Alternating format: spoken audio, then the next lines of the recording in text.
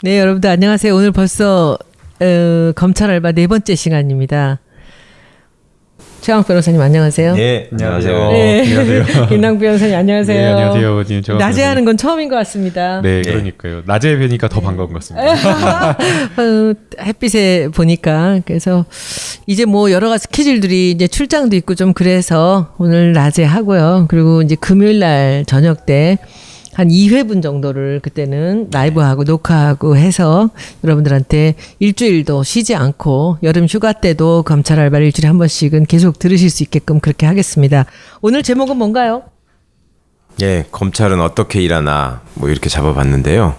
지난 시간에 그 파견 얘기를 좀 말씀을 드리다가 제가 잡설을 많이 풀어놓는 바람에 다 말씀을 못 드리고 넘어간 점에서 좀 말씀을 드리고, 그다음에 이제 검찰청이라는 게 하나의 건물로 있는데 지난 시간 마지막에 제가 그거는 왜 항상 법원이랑 같이 있을까를 마지막 질문으로 드렸었는데, 그러면 그 건물, 사각진 그 건물 안에서는 어떤 사람들이 어떻게 모여서 무슨 일을 하는가, 이런 말씀을 좀 드리겠습니다.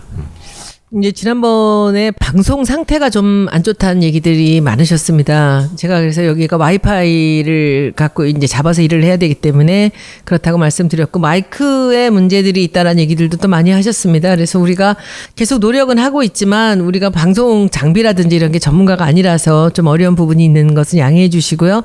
여러분들 우리가 그 정치 알바에 올린 그 컨텐츠를 보면 아셨겠지만 거기서는 여기 비디오 찍은 것을 편집해서 올리기 때문에 상태가 굉장히 좋습니다.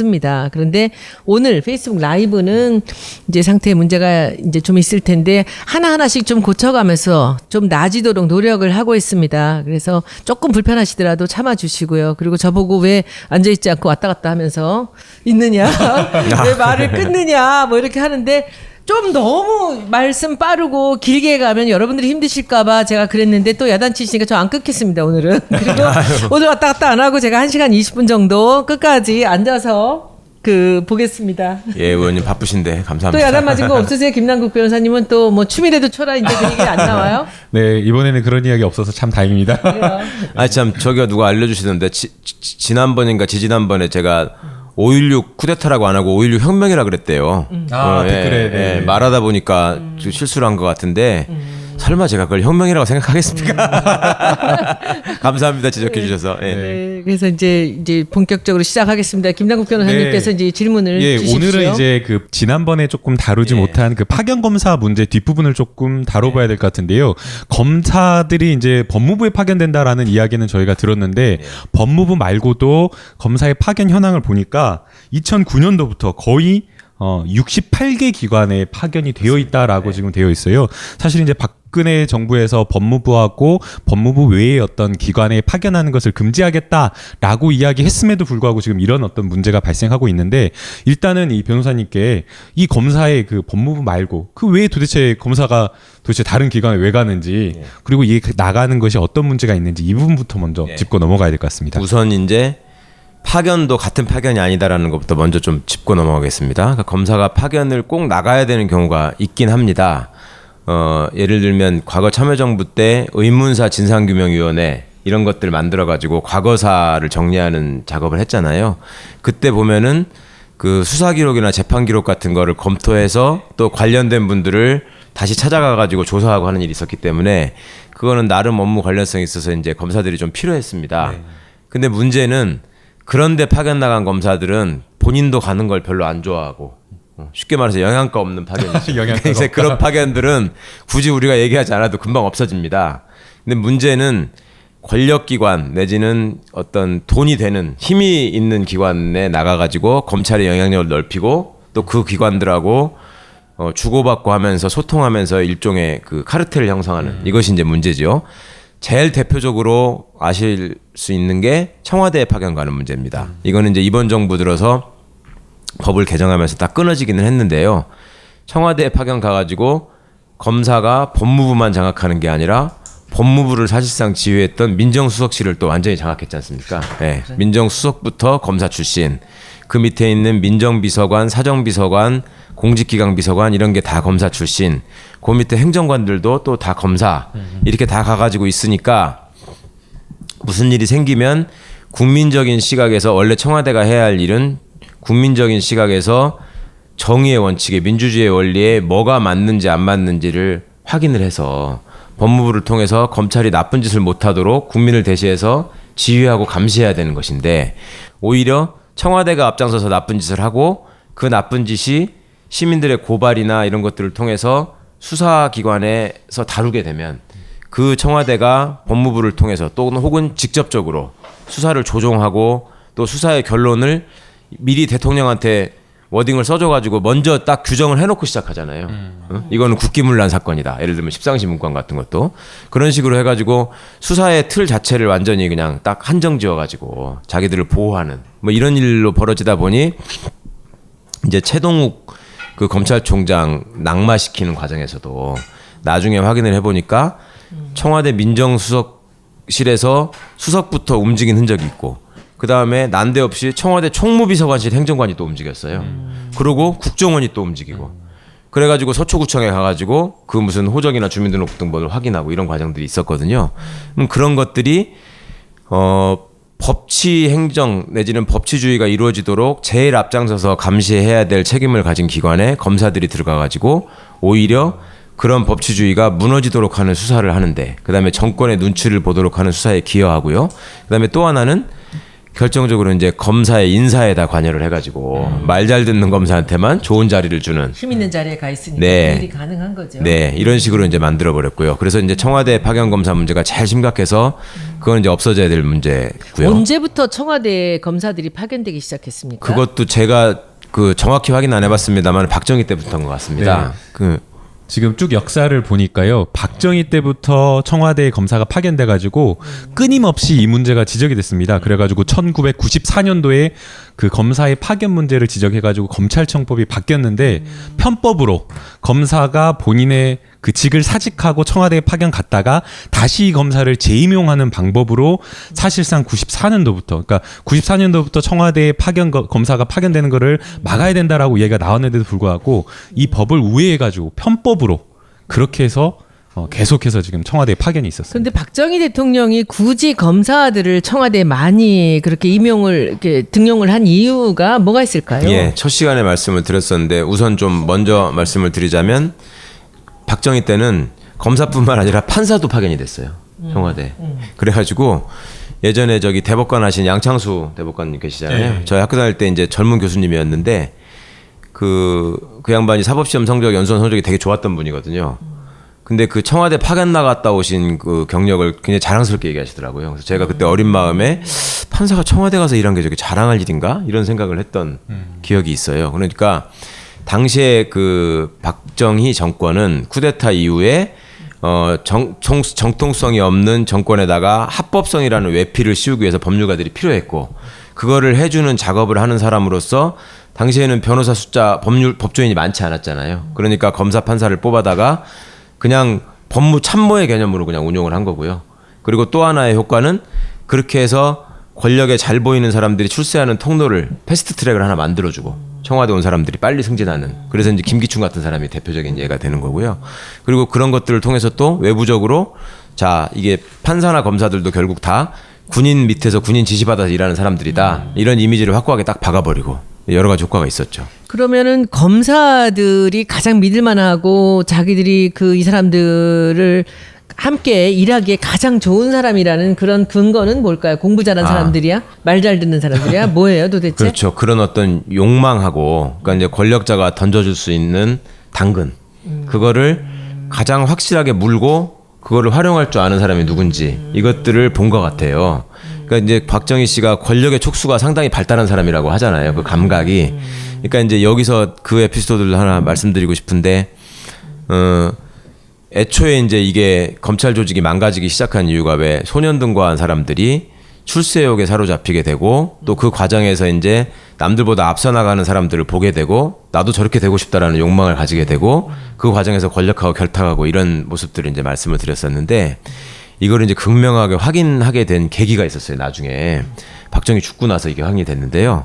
저도 어떤 기자분한테 들은 얘기인데 박정희 죽고 나서 전두환이 이제 그걸 잡게 되잖아요. 근데 이 사실은 언제 밝혀진 얘기냐면 나중에 또 김영삼 정권 때 전두환이 수사를 받을 때 그때 이제 비로소 확인이 된 얘기인데 그때 이제 그 전두환을 수사하던 수사팀에 그 제일 수석 검사가 최동욱 검사, 네. 그 다음에 막내 검사가 임수빈 검사, 그 비리 수첩 사건으로 못하겠다고 관두고 나온 그렇게 있었답니다. 근데 그때 수사를 하는데 그 무슨 얘기를 하냐면요, 전두환 씨 밑에서 그 각종 잔심부름을 하는 그 버틀러 집사 역할을 하던 군인 준이가 한 명 이제 와서 조사를 받은 거예요. 근데 이 사람이 굉장히 뻣뻣하고 건방진 자세로 조사를 받더라는 거야. 그러면서 이 사람이 뭐라 그러냐면, 애초에 전두환 장군이 그 사람 표현으로 전두환 장군이 12.12 거사를 성공시키고 나서 뭐를 제일 불안해했는 줄 아느냐? 어?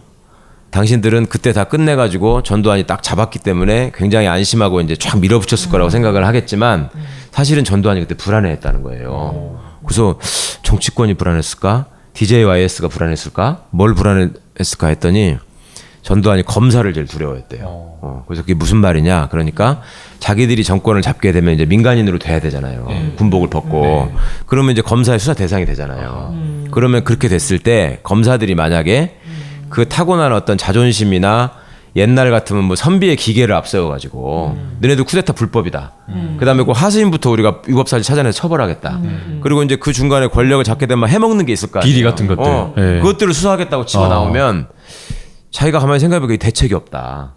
검사가 법으로 하겠다는데 그렇잖아요. 그래가지고 걱정을 하고 있었대요, 전두환이. 근데 그 대목에서 최 변호사님은 어떻게 생각하세요? 검사들을 너무 과대평가한 거 아니야? 그렇죠. 그러니까 전두환이 좀 무식한 거였죠. 그렇지. 그 사람만 하더라도 청와대 경호실 근무를 하면서 내내 박정희 대통령 뭔가 밑에 의식이 있을 거라고 생각한 거지. 그렇죠. 근데 사실은 없는 거지. 네. 그러니까 그때는 그래도 우리는 군대에서 명령복종에 길들여진 사람이니까 그냥 시키는 대로 하지만 검사들은 박 대통령이 박정희가 워낙 강력한 사람이니까 할 수 없이 그때 숙이고 있었을 수 있다. 그러니까 박정희보다 약한 내가 잡으면 머리를 쳐들고 덤비기 시작하면 내가 힘들 거다. 이 걱정을 한 거죠.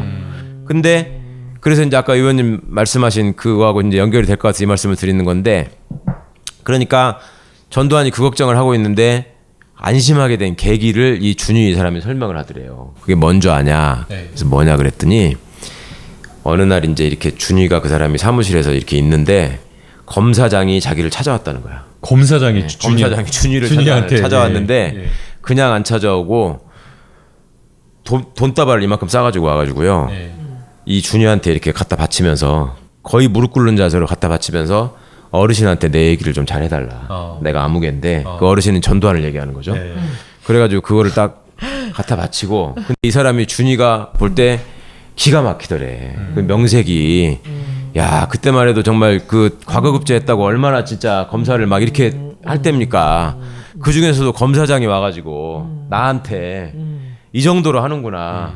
야, 권력이 좋긴 좋구나. 한편으로 생각하면서 이 사람이 마음 한구석으로는 야, 검사가 뭐 이래 이런 생각을 했다는 거죠. 검사 별거 없네. 뭐 이런 생각했겠네. 그 이 사람이 이제 그것도 기가 막혔는데 이 검사장이 이제 방을 이렇게 나가는데 잘 부탁드리겠습니다 하고 나가는데 또 그 부장검사 한 놈이 부탁으로 또 온 거야.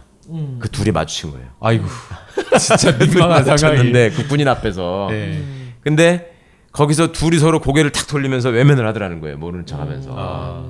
그러니까 자기는 그런 상황이 되면, 예를 들어서 군인 같으면 그런 상황이 되면 별단 사람이 한 뭐 소령이나 중령쯤을 만난 건데, 그럼 그런 상황에서 군인 같으면 예를 들어서 헛 위세라도 잡는다는 거야. 야, 너 웬일이야? 뭐 이렇게 하고 나갈 텐데 이렇게 탁 하고 하는 걸 보고 아, 저것들은 군인만큼의 자존심도 없구나 이런 생각을 했다는 거예요, 그 사람이. 그래가지고 참 진짜 슬픈 얘기인데, 그래서 이제 그 돈을 가져온 거 이렇게 해갖고 이제 전두환한테 보고를 했다는 거예요. 무슨 검사장이 와가지고 저한테 이만큼을 놓고 갔습니다.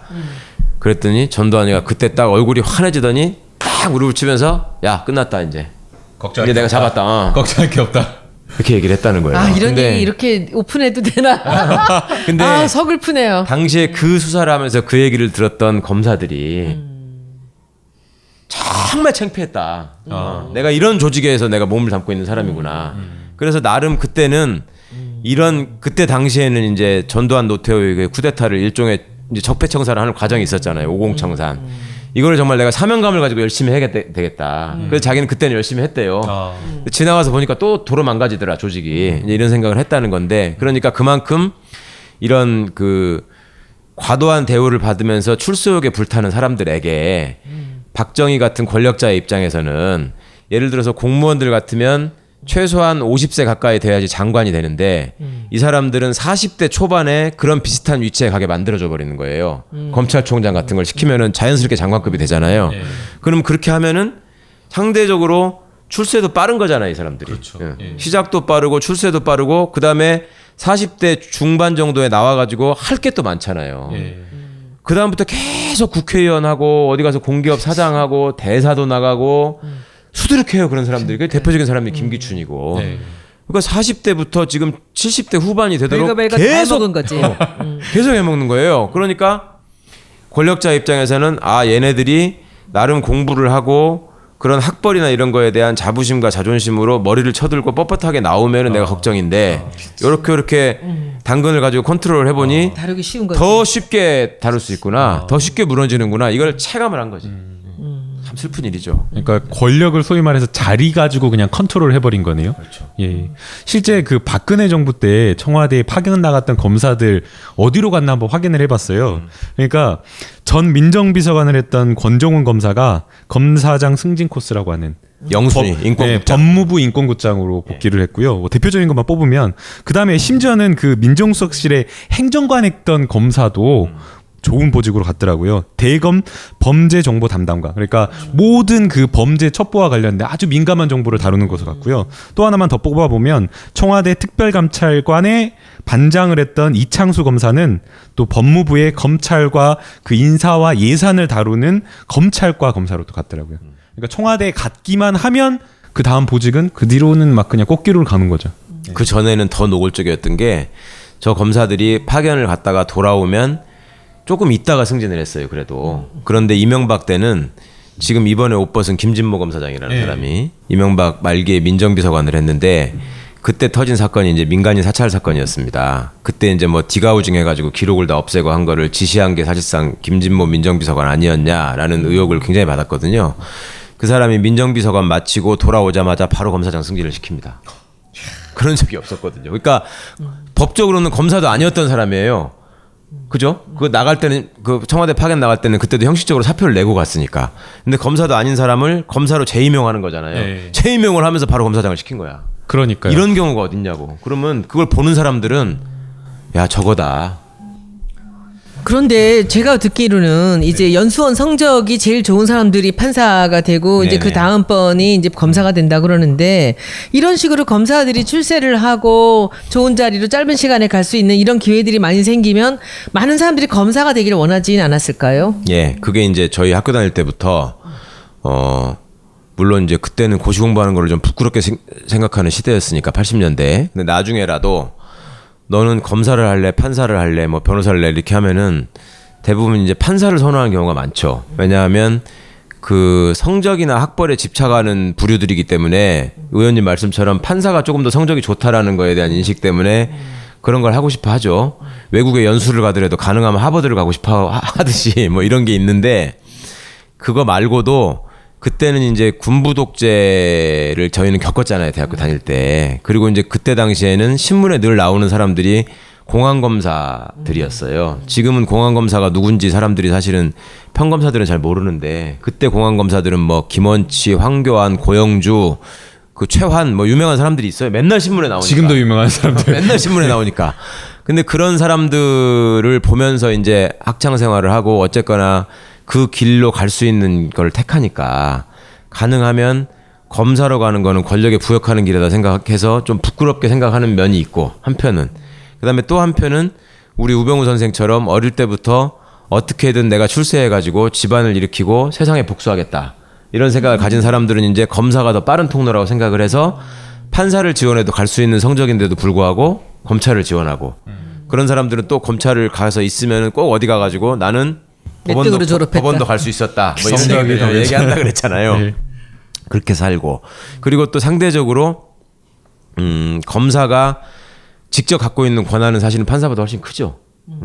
전에 왜 제가 재벌들이 사위를 얻을 때 판사보다 검사를 선호한 이유가 판사는 누가 상을 차려놔야지만 자기 일이 생기는 건데 검사는 지가 직접 상을 차릴 수 있는 사람이고 상을 엎어버릴 수 있는 사람이니까 뭐를 아는 사람의 입장에서 볼 때는 검사가 훨씬 유용하다.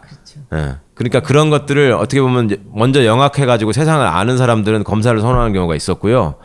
이 대목에서 조금 또 가슴 아프고 놀라운 일은 그때 당시에 운동권들 이제 70년대 80년대에 극렬 운동권들이 있었잖아요. 그 운동권들이 뭐 감옥도 갔다 오고 내지는 뭐 수배 생활도 좀 하고 뭐 노동운동 현장에도 들어갔다 오고 이러다가 87년 이제 6.29 선언 이후에 사회가 외양으로 이제 민주화가 진전이 되다 보니까 계속 그 생활을 이제 하는 걸 중단하고 고시 공부를 시작한 사람들이 많거든요 그때.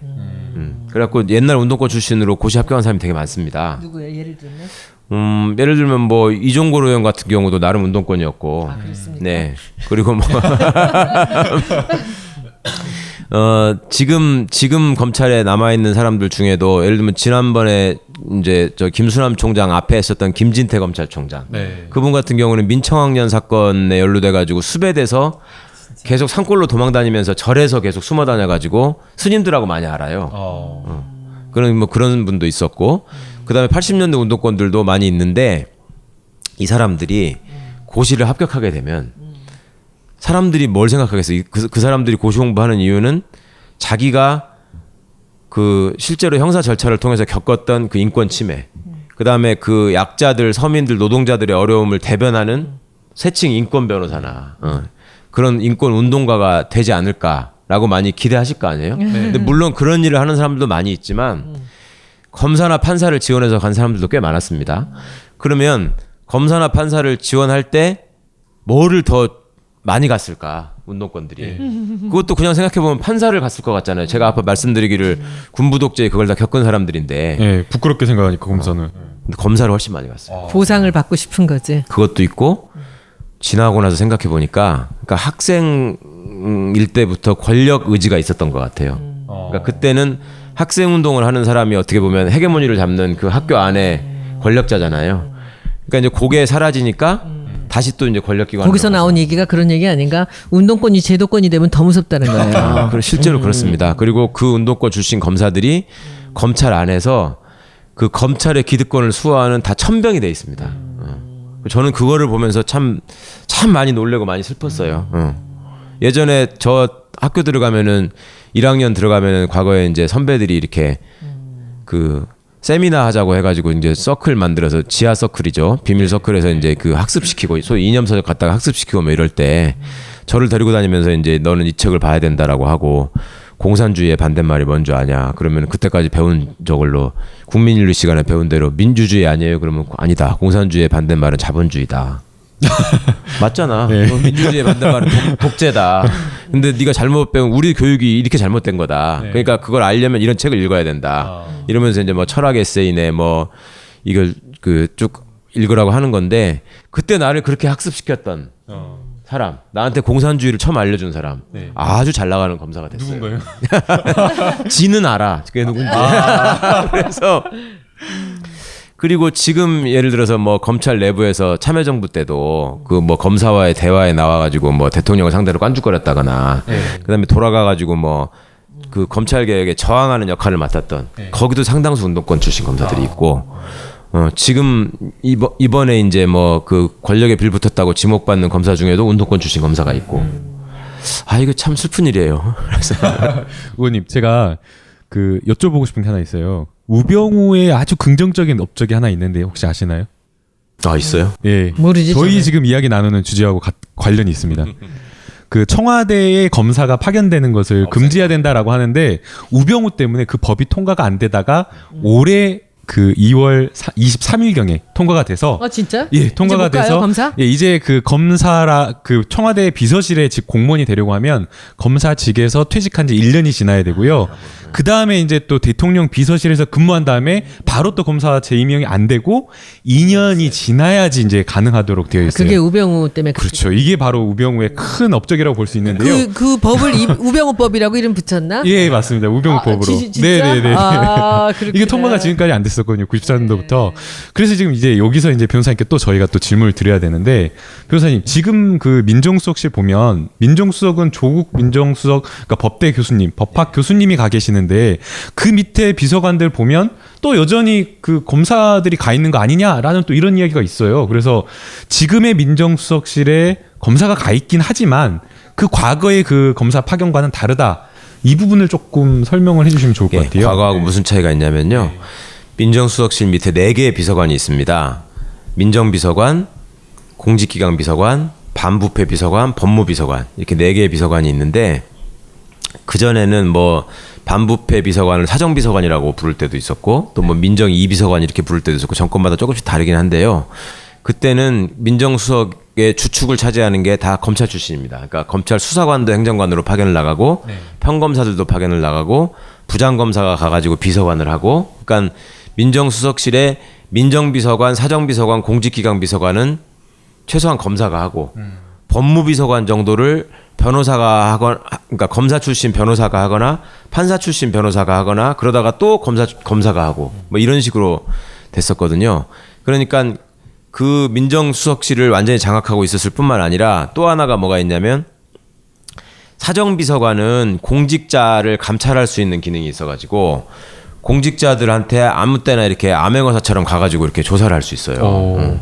그래가지고 불러다가 뭐 이렇게 그 장관도 불러다가 장관도요? 네, 장관도 불러다가 당신 뭐 저기 식구가 이런 일들을 그 아들이 예를 들어서 아버지 이름 팔아가지고 이런 사업과 관련해서 돈을 받아먹는다는데 어떻게 하나 이런 조사들을 할 수 있었거든요. 근데 그 외에 또 민정비서관 밑에 그 지금 아까 이제 특별감찰반장, 특감반장이라고 하는데 그것도 검사가 한단 말이에요. 그 밑에는 이제 경찰 직원, 국세청 직원, 국정원 직원, 검찰 직원들을 쫙 밑에다가 놓고 이게 또 별동대로 움직여요. 그래서 특감반들이 돌아다니면서 이번에도 왜 그 문체부 그 감사관들인가요? 아니 감사관들 불러다가 왜 옷 벗을 저기 양말 다 벗으라 그러고 뭐 거기서 막 쌍욕하고 뭐 이랬다는 사람들 있잖아요. 그게 그 사람들이거든. 그러니까 이제 그리고 청와대 내 직원들을 또 직원들의 비위 감찰도 민정에서 하는 거예요. 그러니까 검사들이 사실상 청와대도 장악을 한 거야. 거기 가가지고 청와대 직원들도 민정실 직원들의 눈치를 봤어야 됐고 그러니까 그런 상황인데 지금 김 변호사님이 잘 소개해 주신 것처럼 그 법이 다행히 이제 직전에 통과가 되는 바람에 지금은 현직 검사는 한 명도 가 있는 사람이 없고요. 검사 출신으로 행정관 하나, 그 다음에 비서관 하나가 있죠. 그게 이제 윤석열 검사랑 같이 국정원 댓글 사건에 저기 수사를 담당했다가 관두고 나온 박형철 검사, 부장검사가 이제 변호사를 하고 있었는데 거기가 반부패 비서관이 됐고, 그 다음에 이제 조금 무리를 일으켰던 이인걸 변호사, 공안검사 출신이고 뭐 조금 안 좋은 사건들을 맡았다. 그랬더니 이제 이인걸 변호사 두 사람만 딱 가 있는데, 이게 이제 검사들이 가지고 있는 나름의 전문성이라고 하는 거는 조사는 잘하죠. 사람들 뭐 조사해가지고 사실 확인하고 이러는 거는 잘하는데, 그 외에 이제 거에 대해서는 인사 검증이니까 민정수석실의 기본 기능은 그 이제 공직기강 비서관은 이번에 감사원 출신이 오셔가지고 공직기강 비서관을 하고 있고, 법무비서관은 판사 출신이 와서 하고 있고, 그 다음에 민정비서관은 정치인 출신 백원우 비서관이 하시는 거죠. 그리고 또 민정비서관에 있었던 그 특감반 특별감찰 기능을 또 떼가지고 반부패 비서관으로 옮겼습니다. 그러니까 어떤 무소불위의 권력을 휘두르던 그런 민정실의 기능이 조금 축소된 면이 있고, 그 다음에 적어도 검사에 의해서 포위되거나 포획된 상황이 전혀 아니고, 그리고 그런 청와대에서부터 일종의 그 탈검찰화가 실현이 돼야지만 법무부의 탈검찰화가 가능하다라는 대통령의 의지도 또 강력하게 있으셨고, 또 제도적으로 그게 또 다행히 정리가 됐고, 그래서 이제 이번 민정수석은 그래서 처음 그 지명되고 나서 왜 기자회견을 할 때 기자들이 그걸 물었잖아요. 앞으로 수사지휘는 어떻게 하실 겁니까? 이런 거 물었잖아요. 그 질문 자체로 말이 안 되는 얘기잖아, 사실은. 하면 안 되는. 기자가 무한해지는데. 근데 하도 말이 안 되는 일을 너무나 일상적으로 하니까 청와대 출입기자 입장에서는 당신은 어떻게 할 거냐 이렇게 당연히 또 물어보는 거죠. 그러니까 조국 수석이 민정수석은 수사지휘를 해서는 안 됩니다. 요 딱 한마디로. 그렇죠. 예. 검사의 그 외부기관 파견은 이 정도로 정리를 하면 아니 조금만 더 있을까요? 나머지 부스러기들이 무슨 문제가 있냐면 청와대만 가 있는 게 아니라 국정원도 검사들이 파견을 가고요. 그 다음에 국회에도 나와 있습니다. 국회에도 검사가 2명 있습니다. 아 그래요? 예, 법사위에 가면은 부장검사 하나, 평검사 하나 이렇게 나와 있습니다. 그렇게 있고 그다음에 무슨 금융기관 이런 데도 많이 나가 있어요. 예보 같은 데가 가 있고 또 지방자치단체에 가 있는 경우도 있고 외교부에 파견을 나가가지고 대사관에도 가 있고 LA 총영사관에도 가 있고 많이 있거든요. 근데 이제 여기서는 어떤 문제가 있냐면 검사 직급이 인플레돼 있다 그랬잖아요. 그러니까 거기 가면은 엄청나게 좋은 대우를 받아요. 그러니까 거의 그 기관에 거의 2인자가 돼요. 부장검사가 가면 1급 대우를 받으니까. 그런 이제 공공기관들 같은 경우에는 기관장들이 되게 차관급 의전을 하거든요. 그러니까 1급이니까 2등이죠 거기서. 그리고 이제 검찰이라는 막강한 힘이 있으니까 하시라도 그 사람들의 민원의 통로가 되는 거야. 무슨 사건이 있는데 좀 봐달라. 내지는 그 기관을 뭐 수사하거나 하는 게 있으면 좀 막아달라. 내지는 정보를 알려달라. 이런 게 있을 수 있고. 그렇죠. 네. 그 다음에 검찰 입장에서는 그런 나름의 힘 있는 기관에 들어가 가지고 그 기관의 속성을 다 활용한 다음에 그 영향력을 발휘하는 창구가 되고 그게. 그 다음에 나중에 이제 검사를 관뒀을 때 취업 통로로도 기능할 수 있고 이런 문제들이 있죠. 그리고 굳이 파견을 가지 않더라도 또 어떤 웃기는 일이 생기냐면 그 정부 부처들이 합동해가지고 이렇게 어떤 정책과 관련한 회의를 할 때가 있잖아요. 그러면 각 부처에 이렇게 관계 부처 합동 회의를 하는데 이게 이제 국장급 회의, 과장급 회의 이런 걸 한다고요. 그럼 국장급 회의를 하게 되면은 예를 들면 국무조정실장 같은 사람이 총리실에서 주관을 하는 회의를 하는데 그럴 때 국장급 회의를 하면은 다른 부처에서는 다 국장이 가는 거예요. 국장은 의원님 그 국회에서 보면은 장관 바로 뒤에 앉아가지고 이거 뭐 써서 갖다 주는 사람들이 국장이잖아요. 그게 되게 나이가 50이 된 사람들이거든요. 공무원 생활들 한 30년 가까이 한 사람들. 법무부 국장들은 검사장들이 국장을 한단 말입니다. 인권국장 하나만 빼고. 그러니까 법무부의 국장은 차관급이에요. 뭐야 자기네만 차관급이야 맨날. 그러니까 아 진짜 어디 가나 자기들은 다 차관이야. 그러니까 국장급 회의를 할 때 법무부는 국장이 안 가고 과장이 갑니다. 어머. 과장이 가요. 과장이 가는데 중앙부처의 국장들은 2급, 3급이에요. 이 2급이 대부분이고 3급이 일부 있고 그런 건데 제가 말씀드렸잖아요. 법무부의 과장은 부장검사급이 하는데 이건 1급이라 그랬잖아. 그러니까 가면은 국장급 회의를 하는데 과장이 유일하게 한 명 가는데 제일 상석에 얘가 앉는 거야. 참. 1급이니까. 근데 그거를 다른 부서의 국장들은 다 용인을 한단 말이에요. 그렇죠. 검사니까. 아씨. 기가 막힌데요. 기가 막혀.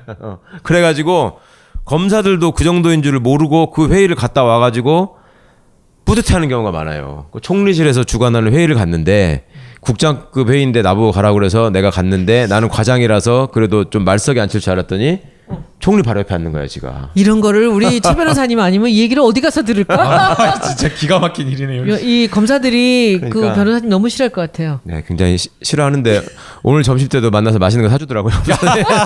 살살 좀 하라고? 혹시 그 사람들은 이걸 보고 있을까?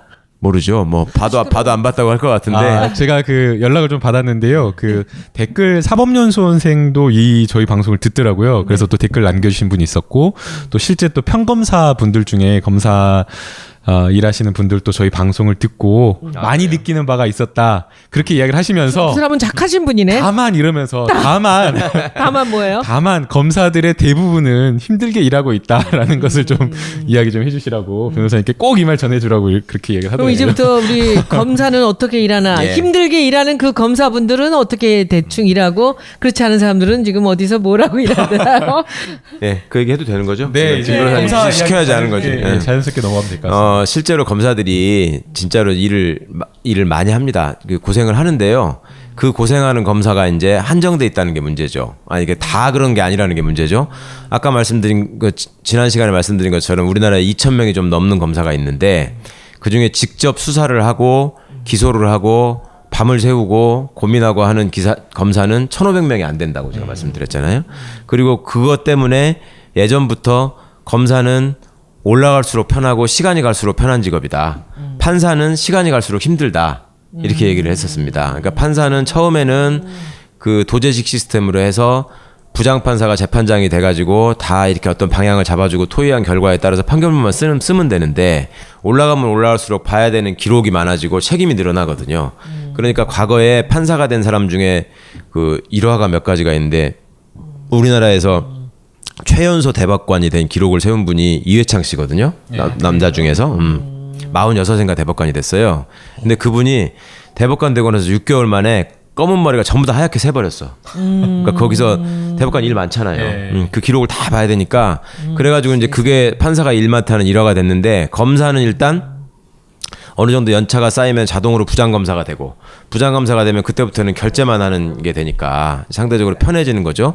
그러니까 평검사 시절이 이제 가장 힘들고 지난번에 왜 이제 그 안타깝게 자살한 우리 남부지검 김 검사 사례를 보더라도 그 친구가 이제 그런 업무 부담을 얘기했잖아요. 계속 봐도 캐비넷에는 사건이 쌓여가고 네. 아무리 열심히 일해도 줄어들지 않고 이런 것들이 있는데 우리나라가 세계적으로 고소 사건 숫자가 제일 많은 나라라고 하잖아요. 고소로 가는 사건이 많고, 예.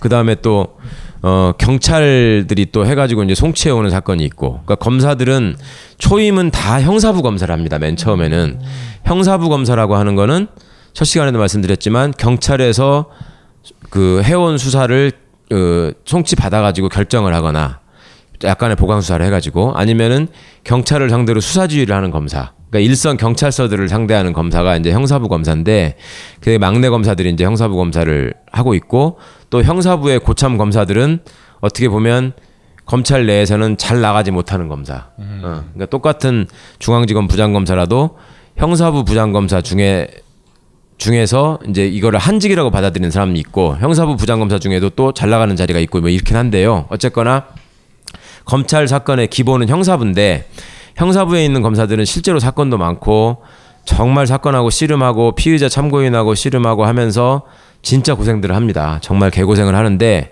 그 과정에서 이제 수사 능력을 어느 정도 기르게 되고 그 다음에 자기 근무지를 이제 한두 번 정도 옮기게 되면 거기서 수사 능력을 평가를 받아서 한 두 번째 임지까지 간 다음에 능력을 인정받으면 검사는 세 번째 임지가 중요하다. 그래서 세 번째에 서울중앙지검을 들어가면 이 사람은 검사로서의 장래가 어느 정도 열리는 거예요. 근데 검사 생활을 20년, 30년을 해도 서울중앙지검에서 한 번도 근무를 못하고 퇴직하는 검사들이 의외로 많아요. 그러니까 그런 검사들은 스스로도 굉장히 좀 자존심을 상해하고 자괴감에 빠지기도 하고 어떻게든 서울중앙지검에 들어가고 싶어서 줄을 찾아다니는 사람도 있고 신세한탄을 하는 사람도 있고 앉아가지고 아이고 내가 뭐 평준화된 이유지만 경기만 나왔어도 내가 중앙지검 갈 수 있었을 텐데.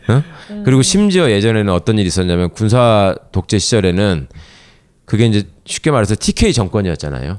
박정희, 전두환, 노태우까지. 그때는 TK 출신 검사는 서울중앙지검으로 무조건 가는 거야 그냥. 무조건 가는 거야. 진짜 그래요? 예, 진짜로 그랬고요. 그 다음에 같은 경상도라도 부산 경남 출신의 PK 검사는 그때 당시에는 검찰이 이렇게 직책에다가 1, 2, 3, 4를 많이 붙였습니다. 그래서 1호 검사, 2호 검사, 3호 검사 이런 식으로 부르고 그다음에 법무부 같은 데서도 지금은 검찰과장, 형사기획과장 뭐 이런 식으로 이름을 바꿨거든요. 근데 검찰 1과장, 검찰 2과장, 검찰 3과장 이런 식으로 해요. 그게 서열이에요 또. 그런데 검사가 기수를 되게 중요시한다 그랬잖아요. 네. 군인처럼. 근데 검찰 1과장을 예를 들어서 연수원 10기가 검찰 1과장을 해. 근데 검찰 2과장은 9기나 8기야. 황당하지 않아요? 예, 역전돼 버린 거죠. 검찰 1과장이 검찰 인사를 담당하는 네. 핵심 과장이거든요. 검사들이 전체를 놓고서 가는 과장 중에 제일 우선적으로 가고 싶어하는 과장이 검찰 1과장이에요. 검찰 1과장은 TK가 하는 거예요 반드시. 그러니까 이 사람은 기수가 낮은데 1과장이야.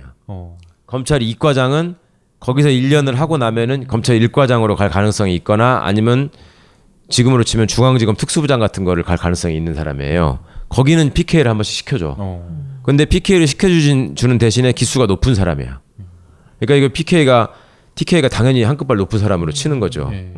그 반면에 이제 뭐 전라도네, 강원도네, 뭐 제주도네 이런 데는 진짜 장인이 무슨 뭐 대단한 뭐 전두환하고 가까운 사람이 아닌 바에는 거의 못 들어가는 거예요. 정말 영혼을 팔아가지고 빌붙기 전에는. 아니 평준화가 된 다음에도 그래요?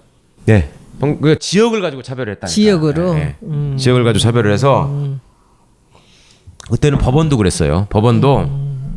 법원을 형사지법하고 민사지법으로 고향 사람들? 나눠가지고, 형사지법하고 민사지법으로 나눠가지고 형사지방법원이 영장, 뭐 형사사건 이런 것들을 다 담당하는 법원이잖아요. 여기 가면 TK 일색이야. 그리고 가정법원에 가면 그렇게 잘 나온 사람들이 많아. 여자들이 많고 이런 식으로. 그다음에 형사지방법원에서 그 시국사건 영장 같은 걸 기각하거나 형 선고를 작게 하거나 하면은 가정법원으로 보내는 거지. 뽑아가지고 이런 식으로 하는 거예요. 그런 식으로 인사권을 행사를 했는데 어쨌거나 검사들은 이제 자기가 그 검찰에서 비전이 있는 소위 잘 나가는 검사가 되기 위해서는 중앙지검에 근무를 해야 된다라는 그런 생각을 하면서 근무를 하게 됩니다. 자연스럽게 열심히 일을 하다 보면은 그걸 보게 돼요. 왜냐하면 같이 근무하던 고참 검사가 인사발령이 딱 나면은 한숨을 푹 쉬면서 낙담하는 검사가 있고 만세를 부르면서 가는 검사가 있는 거지. 중앙지검에 평검사로 가도 고생하는 건 마찬가지거든. 정말 더 고생하죠. 그렇지만 거기를 가면 그래도 인정받았다. 앞으로 나한테 장래가 있다라는 생각을 하게 되는 것이고 그게 아니면 이제 지방을 전전하는 검사 내지는 지방에 갔다가 고검 갔다가 지방 갔다가 고검 갔다가 왔다 갔다 이런 검사가 되는 거예요. 그러니까 그것이 슬프게도 검찰 조직을 일부라도 아는 사람은 그 족보만 보면 이 사람이 어떤 사람인지 그냥 바로 신분이 구별이 돼. 얘는 귀족 검사, 얘는 육두품 검사. 이걸 그냥 우리 저기 검찰청에서 전화 받아주는 여직원도 그 사람 거쳐온 경력만 보면 바로 아는 거예요. 이거를. 얘는 그러니까 비전이 그게 있다 능력이 없다. 아니라는 거잖아. 그게 자기가 어느 줄을 타고 왔느냐는 거잖아요. 그렇죠. 그러니까 고향이 어디고. 능력으로 가는 사람이 하나도 없는 건 아니죠. 능력이 있어서 가는 경우도 있지만 그런 사람 누가 있어요? 능력으로 간 사람? 아, 과거에는 이제 그런 고향, 연줄, 장인이 누구냐, 그다음에 뭐 누구랑 같이 근무했었냐 이런 걸로 가는 경우가 있으니까 그래도 명색이 자기가 검사면 나름의 자부심이 있잖아요. 내가 그래도 실력에서는 누구한테도 뒤지지 않는다라는 자부심이 있고 그런 자부심 때문에 사실은 그런 하드잡을 견디는 거거든. 그 밤중까지 막 그 말씨름하고 하는 것들을 견뎌가면서 이제 그걸 참아가는 건데 그걸 다 참을 수 있는 유인이 뭐가 있냐면 첫째는 검사로서 내가 국가에 기여하고 정의를 수호한다는 자부심이 당연히 젊은 검사들은 있지요. 그리고 또 하나는 이렇게 내가 열심히 일을 하면은 틀림없이 보상을 받을 것이다. 인사로. 이런 기대가 당연히 있잖아요. 조직에서 일하는 사람은. 그런데 이것이 가면서 그 인사 원칙이라고 하는 것이 무엇인가를 계속 신경 쓰면서 일을 할 수밖에 없는 것인데 그게 잘 나가는 사람들을 보면 아니 저게 능력이 있다라고 인정할 수 있는 사람도 있지만 저게 능력도 없는데 이렇게 해서 가는 사람이 있는 거예요. 그리고 그런 사람들이 또 내부적으로 다 알려져. 그게 이제 워낙 그렇게 되니까. 그래서 예전에 대표적으로 박희태 씨 있잖아요. 그 맨날 무리를 일으키는 손녀인 줄 알았다고 하면서 막 누구 가슴이나 찌르고 다니는 이런 그 박희태 씨가 그 고검장 출신이에요. 고검장 출신이었고 법무부 장관을 한 일주일인가 열흘인가 했을 거예요. 그 따님이 무슨 이중국적인가 뭔가 해가지고 낙마했었는데 하여튼 그 박희태 씨 사위가 검사였어요. 사위가 검사죠. 네, 그 검사가 또 그 저기 스폰서 검사로 또 문제를 일으켜가지고 구속됐잖아요. 근데 이제 예를 들면 그런 검사들을 검찰 내부에서 사위족이라고 하는데 사위족. 그러니까 이제 사위가 장인어른이 검사장 이상의 검찰의 주요 간부였거나, 부자는 아니고. 네, 부자는 이제 아예 그 재벌집. 그러니까 우병우는 사위족 아니에요? 우병우는 재벌족 사위족인데 좀 이류 사위족이지. 재벌도 아니고 거기는 그냥 돈 많은 그렇지. 부잣집이잖아. 재벌도 아니고. 그러니까 거기는 그 사위족 레벨에서도 조금 처지는 사위족이었긴 한데 이제 돈이 무지하게 많긴 했죠. 실질적으로. 근데 그런 친구들의 경우에는 인사가 있을 때마다 장인어른이 가만히 안 있을 거 아니에요. 자기도 장관을 하고 검사 출신인데. 그러니까 그런저런 음으로 양으로에 이렇게 영향력을 미치게 되고 그런 사람들이 가는 자리를 보면 본인은 아니라고 얘기를 하는데 예를 들면 검사들이 선호하는 외부 힘 있는 자리 파견 보직. 그 다음에 외국 연수 말고 아까 제가 LA 총영사관 뭐 미국 대사관 이런 데도 간다 그랬잖아요. 그런 데 가서 근무하면 좋잖아. 하는 일도 없이 그냥 가서 대접만 받으면서 노는 건데 그런 데를 가는 거예요. 이제 갔다가 그런 자리에 가면 최소한 이제 그 인사 텀이 있잖아요. 그 텀을 맞춰가지고 와야 될 거 아니에요. 그런데 그 사이에 좋은 자리가 하나가 비는 거야 갑자기. 그러니까 내가 LA 총영사관에 가 있었어. 그런데 검찰 이과장이 비었어 갑자기. 무슨 빨리 비행기 타고 와야겠네요. 그러면 검찰 이과장이 들어가면 그 다음에 검찰 일과장이 될 가능성이 굉장히 높아지는 거예요. 그럴 때 장인어른을 동원하는 거죠. 그래가지고 압력을 넣어. 그러면 그 자리에 원래 정상적으로 가게 될 사람들이 있는데도 불구하고 제끼고 들어가는 거예요. 그럼 뭐 당연한 거지 그거는. 그럼 표가 팍 나잖아요, 이제. 예, 그러면 그 과정에서 이제 국회의원 백도 동원되고 이제 온갖 장관 백 막 이제 세상에 백이란 백은 다 동원이 되는데 그게 이제 또 슬펐던 거는 서울중앙지검의 부장검사로 또 발령이 날 때는 부장검사 중에서도 특수부장, 공안부장, 요새는 금융조세조사부장이라는 소위 요직들로 발령이 날 때는 이 여당하고도 협의를 해요. 네. 인사하기 전에 여당에서도 오케이를 해야 돼. 이거 거기서 또 지역 안배를 해요. 그래가지고 본적이 저기가 아니면 이제 원적지라도 찾아가지고 가능하면 전라도 사람, 경상도 사람, 뭐 수도권 사람을 이렇게 배분해서 넣으려고 하는 모양을 갖춰요. 그게 그만큼 막강한 자리라는 거죠. 그러면 그게 예전에 이제 검사들 사이에서 회자되는 얘기로 왜 그렇게 그런 자리들을 좋아하느냐라고 하면 이게 이제 사실로 확인된 건 아니지만 예전에 그 떡값 검사 사건 있었지 않습니까? 네. 그때 지금 중앙일보 홍석현 씨 동생이 홍석조 씨라고 거기도 검사 광주지검장 하셨던 고검장까지 했죠. 예. 경기고 나오시고 서울대 나오신 분인데 홍석조 씨가 그때 이제 또 그 떡값 심부름을 했다라고 그때 이제 그 내 친구 사돈이야. 자료에. 그러세요? 지금 보강 회밀리마트 회장이잖아 그분이. 근데 하여튼 그런 것들을 하고 검사들을 관리할 적에 내부에서 돌았던 소문 중에 그런 게 있었어요. 그러니까 서울중앙지검 검사장한테는 같은 검사장이라도 어떤 명절 선물이나 생일날 선물이 올 때 예. 이건희 명의의 선물이 오고요. 예. 그건 저도 결혼식장 같은 데 가보면은 이건희 씨는 그 화환 같은 거 보낼 때 엄청나게 비싼 거 이렇게 딱 놓고서 거기다가 삼성, 이건희 이렇게만 한문으로 딱 써가지고 이렇게 붙여서 보내더만요. 그런 선물이 오고 같은 검사장이라도 저 춘천 검사장한테는 삼성전자 회장 명의의 선물이 가는 거예요. 그러니까 이게 레벨루가 다른 거지. 등급을 나누는 거예요. 레벨루가 다른데 서울중앙지검 특수부장 같은 경우에는 통상의 경우 같으면 예를 들면 삼성전자의 사장급이 떡값이나 뭐 선물을 보내면 맞은데 중앙지검의 특수부장이 되면은 이건희 이름으로 올 때도 있고 심지어 최소한 삼성전자 회장 이름으로 왔었다. 라는 얘기가 예. 쉬쉬하면서 돌았던 거예요. 그러면 그거는 이 사람의 장래를 본다라는 거네요. 아니 그리고 그 사람의 그, 신경을 쓰고 그 권한이나 있다는 거지. 이런 거를 이제 그 막강 세니까, 의식하는 거예요. 예. 그러니까 그런 것들이 사실이건 사실이 아니건 간에 어쨌거나 그런 소문들이 검찰 내부에서 돌고 있기 때문에 내부에서 조직 생활을 하는 사람은 거기에서 오는 이 비교 상대적인 박탈감 이런 게 되게 클 거 아닙니까? 네. 그리고 그런 어떤 주목을 받는 검사가 되기 위해서는 검사는 언론에 나와야 돼요. 언론에. 판사와 검사의 결정적인 차이가 검사는 언론하고 친하게 지내야 되고 언론을 계속 의식하고 관리를 해요. 국회의원들하고 같네. 비슷해요. 예, 예. 그러니까 검사가 또 정치적으로 되는 면이 있기도 한데, 그러니까 어느 정도 이렇게 소위 잘 나가는 검사가 되면 기자들하고 다 이렇게 네트워킹이 돼 있어.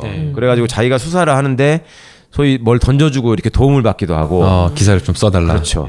그렇게 해서 돌파를 하는 경우도 이번에 있고. 같은 경우도 그런 거네요. 검사들하고 비슷한 일이 있죠. 이 언론이 계속 그 서로 간에 공생하는 이익을 구조가 있죠. 나눠 갖는 거죠. 예, 공생하는 구조가 있는 것인데 그럴 때도 일종의 언론에서 관리가 되고 좋은 집안하고 연결이 돼 있는 검사들은 예를 들면 뭐 저기 청주지검 형사부에서 이번에 어디에 저 불량식품 일제 단속을 해봤더니 무슨 라면에서 뭐 벌레가 발견됐다 이런 게 나오면 기사가 나갈 때 청주지검 형사 일부가 단속을 했는데 하고 부장검사 아무개 이렇게만 나가는 게 일반적이거든요.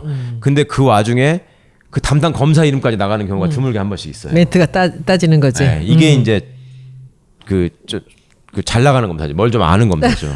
이제 이렇게 되는 거를 이슈해 봐야 되겠네. 보면은 요새는 이제 그런 것들이 좀 알려져가지고 많이 좀 없어지는 추세긴 한데 그런 것들이 생기고 그러니까 우병우 같은 경우에도 지방에 가서 지청 검사를 근무를 할 적에 자기가 거기 토호 세력을 하나 잡아가지고 수사를 해서 들어가니까 갑자기 자기가 좌천이 돼버리더라. 날아가 버리더라. 이런 경험을 하면서 제가 세상을 다시 보게 됐다. 이런 얘기들을 토로를 했거든요. 제가 증언을 했단 말이에요. 그러니까 그러면서 결국 지금 이제 변호사님 하는 이야기 들어보니까 결국에는 검찰이 이만큼 망가진 데는 검사의 인사가 문제였다라는 그런 생각이 좀 드는 것 같아요. 보훈 인사. 보훈 인사. 보훈 인사. 그래서 지금 보훈 여기서 인사가 지금 변호사님께 꼭 질문을 드려야 될 것 같은데 변호사님 그 댓글 보면 댓글에 가장 많이 나오는 이야기가 뭔지 아세요? 뭐예요? 그 최강욱 변호사님을 검찰총장으로 보내야 된다. 그건 이런 말도 안 댓글이 되는 제일 많아요. 그래서 뭐 검찰총장으로 가실 수도 있겠지만 그래서 이제 저희가 이제 드려야 될 질문이 네. 지금 검찰의 인사가 바뀌어야 된다라고 이런 이야기 굉장히 많이 하는데 예. 그 만약에 진짜 뭐 변호사님께서 검찰총장이 되신다면 뭐 이런 가정을 하셔도 좋고요. 검찰의 인사가 바뀌어야 된다라고 이야기를 하는데 검찰의 인사가 도대체 어떻게 바뀌어야 할지 검찰이 바뀔 수가 있는가 네. 그 부분을 좀 이야기를 듣고 질문을 싶습니다. 거기서 하나 좀 추가로 한다면 네. 이 검사가 얼마나 일을 잘하는가가 이 계량이 참 힘든 일이잖아요. 수사로 평가해야 된다니까. 예, 쉽지 그렇기 않은 때문에 이런 식으로 줄이나 이런 인맥들이 이렇게 많이 책동이 되는 게 아닌가라는 그러니까 생각이 이제 검사들을 드는데. 보면은 이것도 이제 일이고 작업이다 보니까 능력의 평가가 될 수는 있죠. 그러니까 이렇게 보면은 굉장히 무리하게 수사를 하는 검사가 있고, 그러니까 사람을 앉혀놓고 그냥 욱박지르고 호통만 쳐가지고 자백을 받아내는 것만 능사로 생각하는 검사가 있는 반면에 어떤 검사들은 나름 이렇게 쫙 주변 상황들을 쫙 분석하고 정리를 해서 자기가 증거들을 어느 정도 확보해 놓은 다음에 이렇게 이제 사람을 불러놓고 나름 함정을 파놓고 기다리고 있다가 자발적으로 가서 퐁 빠지게 만드는 이제 이런 능력 있는 검사들이 있긴 있습니다. 우병우도 그런 면에서는 수사 능력이 굉장히 탁월했다라고 하죠. 그런데 그런 검사들만이 발탁돼가지고 가는 구조가 되면 참 좋을 텐데 안타깝게도 어느 조직이거나 그렇게 되는 게 아니고 어느 조직이든 일정 부분의 사람들은 항상 연줄을 타고 올라가는 사람들이 있게 마련입니다. 그런데 이 연줄을 타고 올라가는 사람들이 검찰이 이렇게 막심한 폐해를 자아내게 되는 소위 정치 집단화되고 변질되지 않는 권력기관으로 이렇게 망가지지 않았으면 그 사람들이 그렇게 사회에 큰 해악을 끼치지 않을 거예요. 그런데 그런 사람들이 줄을 타고 올라가는 사람들이 단 2-3명만 있더라도 그 사람들이 올라가서 윗자리를 차지해버리면 이게 상명하복으로 일사불란하게 움직이는 조직이 되기 때문에 전체를 망가뜨려버리는 거예요. 그냥 오염을 시켜버리는 거야. 그걸 검사 동일체의 원칙이라는 걸로 보장을 해주고 있었잖아요. 그렇게 되다 보니까 이 폐해가 막심해진 거죠. 그러니까 어느 조직이든지 인사부조리는 있을 수 있지만 검사가 가진 막강한 권한에 기대려는 정치 권력이 있고 이걸 이용하려는 권력이 있고 이거하고 서로 주고받고 하다 보니 조직 자체가 썩어버리는, 망가져버리는 이런 문제가 생겼고, 그래서 이제 지금 변호사님 아주 좋은 질문을 주셨는데 검사들이 늘 앞서서 내세우는 건 뭐냐면 그거예요. 법무부 장관이 인사권을 행사하지 말고 검사의 인사권을 검찰총장이 독립적으로 행사하게 해달라. 그러면은 정치권 눈치를 보는 일이 없어진다. 이게 검사들의 주장이고 참여정부 때부터 해왔던 주장이고 그게 검찰의 독립이라고 표현을 하고요. 국민들 보기에도 그럴싸하게 들리고 제가 첫 시간에도 말씀을 드렸지만 그 예로 내세우면서 특검 봐봐라. 특검을 정치권의 개입을 배제하고 특검 한 사람을 세워가지고 대통령의 이런 사람들의 관여를 완전히 차단한 상태에서 우리 검사들이 파견 나가가지고 수사를 하니까 그 20명만 가도 엄청난 성과를 보이지 않느냐. 그러니까 그 검찰 전체를 그런 모양으로 만들어주면 2,000명의 검사들이 100배, 200배 더 훌륭한 일을 할 수 있다. 이게 검사들의 주장이에요. 그런데 그거는 그렇게 말하게 되면은 본질을 호도하는 얘기가 된다고 저는 생각합니다. 그렇게 할 게 아니고 특검이 그렇게 일을 열심히 잘할 수 있었던 이유는 뭐냐면 특검은 국민적인 주목을 받고 국민적인 관심을 받고 있었기 때문에 그야말로 성과와 능력으로 승부할 수밖에 없었던 조직이에요. 특검은. 그렇잖아요. 거기서 누구가 좀 더 잘한다고 그래서 특검에서 갑자기 너는 특검으로 가라. 이렇게 해주는 게 아니거든. 그거는 시간도 정해져 있었고 그 안에서 최대한 능력 발휘를 했어야 되고 그다음에 국민들이 그 사건 내용에 대해서 속속들이 다 들여다보고 있었어. 그러니까 딴짓을 할 수가 없었던 거예요. 그러니까 열심히 한 거야. 잘하고. 네, 그리고 돌아간 거예요. 그러니까 이건 본질은 검사들의 인사권을 가지고 무슨 농단을 하고 안 하고의 문제가 아니고 검사들이 스스로의 자세를 주권자를 의식하면서 내 임무에 충실하게 일을 하느냐 라는 데 있었던 것이지. 만약에 그 특검에다가도 어떤 식으로든 영향을 미쳐가지고 너 여기서 일 열심히 해가지고 정유라한테 요만큼의 흠집 가는 수사라도 하는 놈 있으면 너는 다음에 검찰로 복귀하면 바로 너는 한직이야. 너는 바로 강원도로 보내볼 거야. 이렇게 조금이라도 사인이 가는 통로가 있었다면 특검 그렇게 못하죠. 그렇죠. 그러니까 그걸 막아야 되는 것인데 그걸 막는 방법은 첫째는 주권자들의 감시가 상설화될 수 있는 투명한 기구를 만들어야 된다. 네, 그 투명한 조직으로 만들려면 주권자란 국민이죠. 그렇죠. 국민들이 투명하게 볼 수 있는 조직이 되려면 일단 국민들도 약간은 공부를 하셔야 된다. 그래서 우리가 하고 있잖아요. 예, 그래서 이거를 좀 하고 있는 거고요. 네. 그다음에 이렇게 알게 되신 지식을 바탕으로 지켜야지. 그냥 기사 같은 것도 그냥 허투루 넘기지 마시고 계속 한번 보시라는 겁니다. 그러니까 예를 들어서 최동욱 사건이 이제 저기 이번 주말에 무슨 저기 JTBC에서 다음 주말인가 뭐 그걸 한다 그래요. 네. 그러면 그거를 지금까지는 우리 국민들이 어떻게 받아들였냐면 어떤 사건 수사가 있었을 때 대체 검사들이 왜 저런 식으로 결론을 내린 거야? 왜 저렇게 사건을 말아먹는 거야? 여기까지만 딱 생각을 하셨거든요. 네. 근데 여기서 한 발 더 나가서 그 검사가 그 다음에 어디에 또 이름이 나오는지를 한번 요새는 검색도 쉽잖아요. 무섭다. 네, 그때 그 검사가 거기 있다가 어디로 갔는지를 한번 보시죠. 추적해봐야죠. 그쵸. 어디로 갔는지를 보시면 그거를 찾는 게 귀찮으시면 참여연대에서 이명박 정권 이후로 쭉 그걸 정리를 해놨어요. 거길 들어가 보시면 정권에 빌붙는 검사들이 얼마나 좋은 자리만 찾아다니고 있는지가 딱 표가 납니다. 그러니까 특정한 사람 한 명만 딱 꼽아가지고 보면 BBK 사건의 주인 검사라는 사람 김기동 검사라고 있는데 그 사람이 간 자리만 보면 그게 검사들이 다 가고 싶어하는 자리예요. 한 번도 빠지지 않고 그 자리를 쫙 갑니다. 몇 년 동안을. 그러니까 그런 자리들이 검찰에서 선호하는 자리고 좋은 자리고 그런 자리들을 그 전에 어떤 수사를 하는 사람들이 가느냐가 이제 검찰의 장래를 결정하게 되는 것이다. 그러니까 다음번 앞으로는- 시간에는 그걸 지형도를 하나 김남국 변호사님 만들어가지고 이렇게 알겠습니다. 표로 네. 이게 좀 알려주세요. 그러니까 검색해서 김 변호사님이 제가 네, 몇 명 네, 알려드릴 네, 네, 테니까 네, 네. 그 사람들 간 자리만 꽃보지. 하면은 사실은 가져왔는데요. 오늘 아, 자료. 제가 한번 도표로 해가지고 도표로 크게 이게 어떻게 되는지 만들어가지고, 한번 예. 제가 한번 보여드릴게요. 예, 네. 이거를 책에다가도 싣고 우리 국민들이 모두가 다 이 꽃보직을 보고 여기 누가 어떻게 지나갔는지 뭘 했다가 이 상을 받아가지고 여기로 갔는지 다 보자고요. 결국에는 이 사람들이 사건하고 제대로 정의롭게 처리해야 될 사건하고 자기 자리하고 그렇죠. 맞바꾸는 거죠. 거잖아요. 그러니까 내부적으로 회자되는 일종의 격언 중에 그런 게 있어요.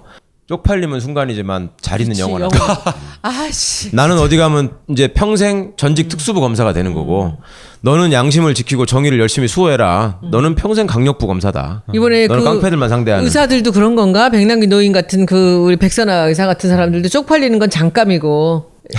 그러니까 병원장 한번 갈 줄 알았나? 국민들이 평생 쪽팔리게 해드려야 돼요. 그렇죠. 평생 지켜보면서 잊지 말고 끝까지. 그러니까 네. 그 말을 자리는 순간이고 쪽팔림은 영원하다라는 거죠. 그렇지.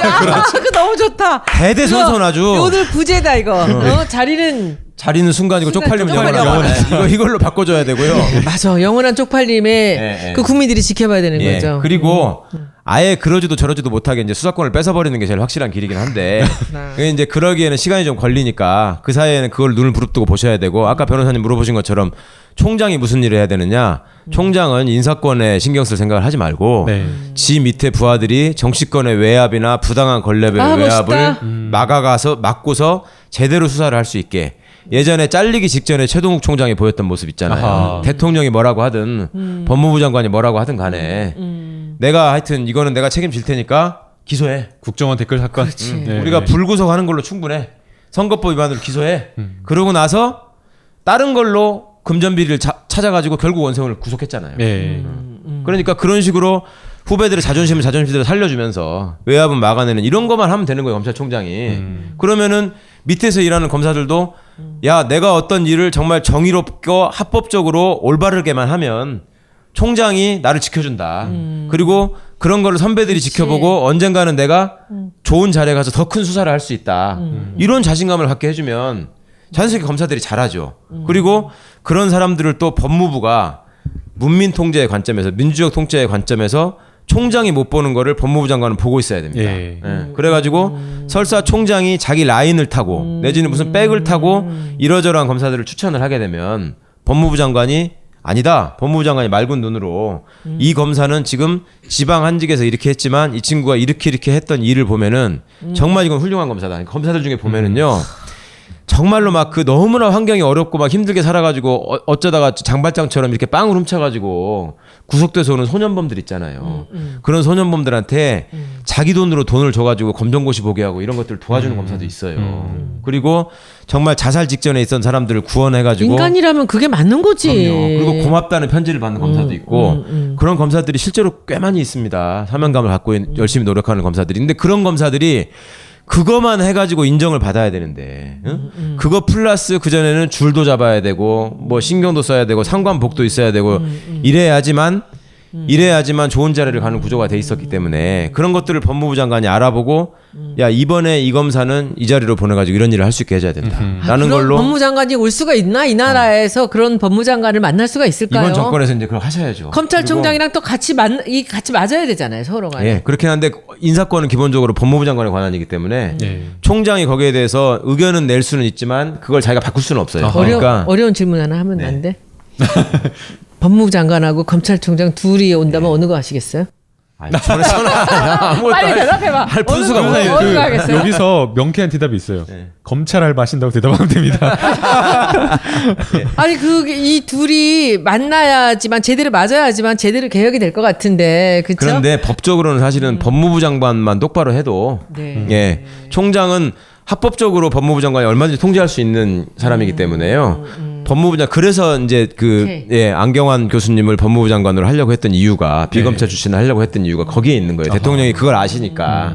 그러니까 예전에 천정배 그 의원이 법무부 장관을 했을 때 노무현 정부 때 제가 여쭤봤어요. 나중에 끝난 다음에 우리 민변에 와가지고 법무부 장관 시절에 이제 후일담을 나누는 자리에서 이제 저희가 성토도 하고 뭐 그 경험에 대해서 서로 공유도 하고 이런 얘기를 하는 과정에서 법무부 장관을 하면서 이렇게 보면은 잘하는 검사 못하는 검사가 보입니까 안 보입니까 이렇게 물어봤어요. 그러니까 너무 법무부 장관 높은 데 있고 검사들이 많으니까 못 볼 수도 있잖아요. 근데 이 보고 체계가 잘 돼 있어가지고 검찰 법무부가 관심만 있으면 보인다는 거예요. 그렇게 그게. 그래가지고 천정배 장관이 계실 때 실제로 그런 미담의 주인공인 검사들을 좋은 자리에 이렇게 데려다 놨대요. 그리고 정말로 이상한 검사들은 인사권을 이렇게 솎아내기도 하고 그런 일들을 법무부 장관이 관심을 가지고 잘 할 수 있게 해야 되고 법무부 장관이 그걸 할 수 있는 사람이 가야 되고 또 법무부 장관 혼자만으로는 안 되니까 그걸 돕는 사람들이 있어야죠. 그러니까 장관 정책보좌관 같은 자리도 있고 그 다음에 이제 법무부의 그 간부들을 또 눈 밝은 사람으로 둬야 되고 그 다음에 총장까지 좋은 사람이면 뭐 더더욱 좋은 거고요. 그렇게만 되면 굳이 진짜 검찰 권한 그렇게 많이 뺏지 않아도 뭐 해볼 수 있는 가능성이 있는데 이제는 이 사람들이 너무나 나쁜 짓을 많이 해가지고 타이밍을 놓쳐버린 거예요. 사실은 참여정부 때 노무현 대통령께서 기대했던 게 그런 거거든요. 너네 배운 만큼 배운 놈들이고 나름 자존심이 강한 조직인데 내가 앞으로 부당하게 권력의 간섭에 의해서 수사를 지시하거나 말아먹으라고 하거나 아니면 정적을 탄압하게 하거나 이런 거 안 할 테니 똑바로 해라. 그렇죠. 니들이 총장을 중심으로 한번 그런 올바른 인사 시스템을 만들어봐라 이렇게 기회를 줄 거거든요. 근데 이 사람들은 그때 그 기회를 활용을 하지를 못하고 늘 우리는 정권하고 소통하면서 일종의 거래를 통해서 같은 편이 돼가지고 우리 힘을 유지해 왔는데 대통령이 우리를 멀리하네? 그러니까 대통령이 나를 옆에다가 늘 안아주고 쓰다듬어주는 나는 애완견인데 이게 대통령이 어느 날 너는 저쪽 바깥에서 마당에다 묶어놓을 테니까 혼자 놀아라. 거기서 이제 잠깐씩 풀어줄 테니까 돌아다니면서 혼자 놀면서 그 동네 강아지들 괴롭히지 말고 착한 일을 해. 도둑을 지키고. 이렇게 얘기를 하니까 그거를 주인이 자기한테 자유를 줬다고 받아들이는 게 아니라 이 사람이 나를 홀대하네? 이렇게 생각을 하면서 박 가서 물은 거지. 계속 바깥에 나가가지고 이제 이것저것 물어다가 모아놓은 거야. 한마디로 분리불안 장애네요. 이렇게 모아놓고 너 힘이 빠지면 내가 가서 물어뜯는다. 이렇게 해서 물어뜯어버린 거죠. 그러니까 그때는 이 검찰의 속성에 대한 너무 순진한 생각을 갖고 계셨다. 그 다음에 그렇게 할 수밖에 없었던 이유가 이제 우리 당시에 문재인 민정수석도 그러셨고 노무현 대통령님도 그러셨고 과거에 접했던 검사들이 다들 옛날에 민주화 운동하고 시위하다가 가서 잡혀서 봤던 공안 검사들이잖아요 주로. 그러니까 그런 식으로 정치적으로 움직이는 검사들만 차단을 해주면 그래도 검사들이 지금 말씀처럼 열심히 일하는 검사들을 또 변호사하면서 봤으니까 이 사람들이 자정을 할 수 있지 않겠냐 일말의 기대를 하신 것인데 그러기에는 너무 괴물이 되어 있었던 거죠. 그래서 하여튼 오늘 또 이렇게 순식간에 또 1시간 반이 또 1시간 20분이 또 넘어가는데 그 이번에 그러면 안경환 그 장관 후보 사건도 그러면 이 검찰에서 좀 두려워서 이런 그 좀 비리들이 나온 건가요? 요즘엔 난리들이 났지 않습니까? 그 40년 전 자료들이 어떻게 유출됐는가를 갖고 어떻게 거기서 간단하게 좀 말씀 하나 해주시면. 내부에서 나오는 얘기 중에 심지어 그런 얘기까지 있는데 이게 또 뭐 정확히 그런 건지 확인까지는 못했는데 자기들끼리 모여가지고 대통령이라고도 안 하고 무나무개가 그다음에 민정수석도 아니고 조 뭐라는 새끼가 어디까지 저럴 수 있나 한번 해보자.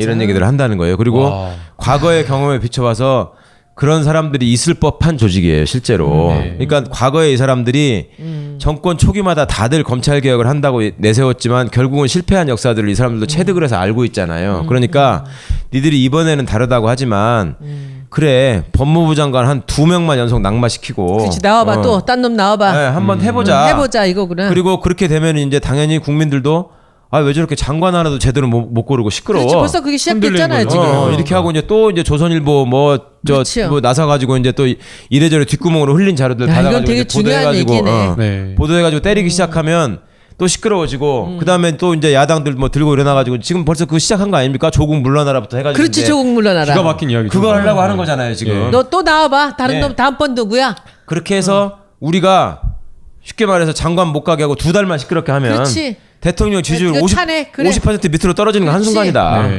그치. 예, 그때도 너네가 견딜 수 있나 보자. 이런 거를 준비하는 사람들이 틀림없이 있을 거라는 겁니다. 그리고 일부 민정도 그런 움직임을 파악한 것 같아요. 그 우리는 어떻게 해야 돼 국민들은? 그래서 국민들께서는 일단 그 도덕적인 잣대로 우리가 뭐 당연히 그 엄정한 잣대로 이걸 보셔야 되는 게 맞고요. 그런데 이 지금 안경환 장관이 낙마하게 된 제신 경위하고 과거에 무슨 누가 천성관 검찰총장이라는 사람이 이명박 정부 때 낙마했던 사람들의 이 과정이나 경위나 그 비위를 보면 그건 좀 차이가 있습니다. 솔직히 말해서. 그러니까 법무부 장관이라는 자리에 안경환 교수가 못 가서 안타깝다는 게 아니라 그걸 스스로 걷어가는 과정 이런 것들을 보시면 지금 정부가 얼마나 진심으로 검찰 개혁을 위해서 노력하려고 하는가 하는 그 진심을 좀 믿어달라는 겁니다. 저는 그 말씀을 좀 먼저 드리고 싶고요. 그 진심을 믿어주시는 상황에서 그 다음에 이제 우리 시민들이 자발적으로 지금 SNS에다 올리는 걸 보면은 좋다. 안경환 장관은 우리가 뭐 내보냈다 내지는 포기했다 내지는 그런 사람들은 관둬야 된다라는 의견들이 많이 있으신데 그 다음에 더 독한 사람을 보내자. 응? 그렇지. 근데 독한 사람이 어디냐고. 아니 찾아야죠. 이제 독한 사람을 가면은 틀림없이 또 그분이 장관이 되든 안 되든 되고 나면 또 흔들 거예요 이제. 또 다른 얘기를 하면서 이런저런 얘기를 만들어서 흔들고 이번에도 왜 예를 들어서 문정인 특보가 미국 가서 말씀하시는 거 가지고 또 시작했잖아요. 뭐 트럼프가 경로를 했다느니 뭐 미국이 어떻다느니 그거 이제 다 만들어내면서 또 시작하는 얘기거든요. 그런 것들을 식별하시는 눈을 좀 가졌으면 좋겠다.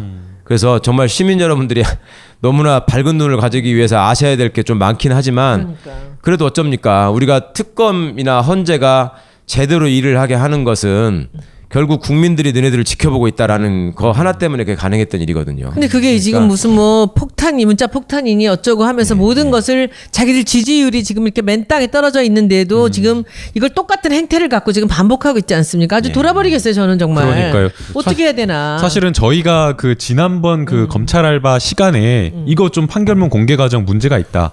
뭐 안경환 후보자의 어떤 도덕적인 문제도 문제 있지만 그게 문제점이 지적되는 그 과정도 좀 살펴볼 필요가 있다라고 했는데 실제 드러난 거 보면 너무나 이상해요. 이 판결문을 법원 행정처에 요청을 15일 5시 33분에 했다라는 거예요, 오후에. 근데 이 판결문이 불과 8분 만에 왔다라는 거예요.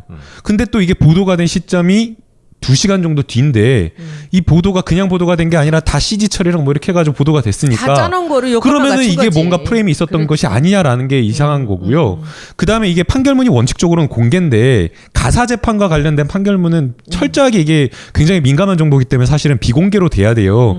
근데 이 판결문 보게 되면 한자로 돼가지고 그 사람의 생년월일이랑 이름이랑 다 나와 있거든요. 지운 버전이 또 하나 또 지운 버전은 또 20분 뒤에 갔다. 그러니까 이게 이상하다라고 저희가 그냥 합리적으로 생각할 수밖에 그러니까 없는 뭐 그분의 그 예전에 흠결은 흠결이고 이 과정은 확실하게 이거는 살펴서 이거는 무슨 일이 어떤 식으로 벌어졌는지 이거는 확실히 밝혀야 된다고 생각하고요. 그러니까 이 과정에서 그거를 또 비교를 하시더라고. 그러면 최동욱 총장 때하고 뭐가 다르냐? 어? 그 최동욱은 최동욱대로 그렇게 하고서 또 그 왜 유출됐느냐 밝혀야 된다 했던 거하고 그 뭐가 다르냐 이런 식의 말씀을 하시는데 이게 지금 그런 선상에서 이렇게 단순 비교를 하실 일이 아니잖아요. 그때는 제대로 일하고자 하는 사람들을 떨어뜨리기 위해서 한 것이고 이번에도 마찬가지로 또 그런 일이 벌어진 건데 그때는 권력이 앞장서서 한 거고 이번에는 권력이 제대로 개혁을 해보려고 하는 거를 방해하는 사람들이 지금 이 일을 한 거지 않습니까? 그러니까 그런 거에 대한 가치 판단은 저는 있어야 된다고 생각합니다. 그리고 지금 그 최동욱 그 전 그 사건이랑 이번에 지금 이 안 후보 사건이랑 이제 이런 식으로 여자 문제라든지 이제 사생활에 대한 걸 갖고 이렇게 파헤치다가 이제 또 좀 점잖아질만 하니까 이 지금 탁현민 그 행정관 얘기가 또 나오는 거예요. 오늘 아침부터 또 나오는데 뭐 이 친구가 옛날에 무슨 뭐 여자 문제를 갖고 여러 가지 뭐 책들 쓰고 뭐 이렇게 했다는 얘기예요. 어디 가서 비리를 저지른 게 아니라 그런 표현들을 했다라는 건데 한쪽만 잘라갖고 넣어가지고 지금 또 아침에 또 언론이 오늘부터 또 시작이 됐습니다. 근데 지금 또 시작을 해서 검색이 1위에 올라가는데 이게 이제 어떤 거냐면은 이 사람이 뭘 했다 아니다가 아니라 이것이 반복적으로 어떤 자료를 갖고서는 돌려가면서 이것을 계속 이런 건수를 만드는 거죠. 그리고 뭐 조국이 잘못했다. 무슨 뭐 저 누구야 그 인사수석이 어떻게 했다. 그 다음에 이제 그 다음에는 대통령이 잘못했다. 청와대가 잘못했다. 이것을 거리를 만들어 갖고 언론이 같이 돌리고 있다라는 느낌이죠. 그런데 지금 뭐냐면 오늘 아침에 신문에는 이런 얘기예요. 왜 민주당 여성 의원들이 가만히 있냐?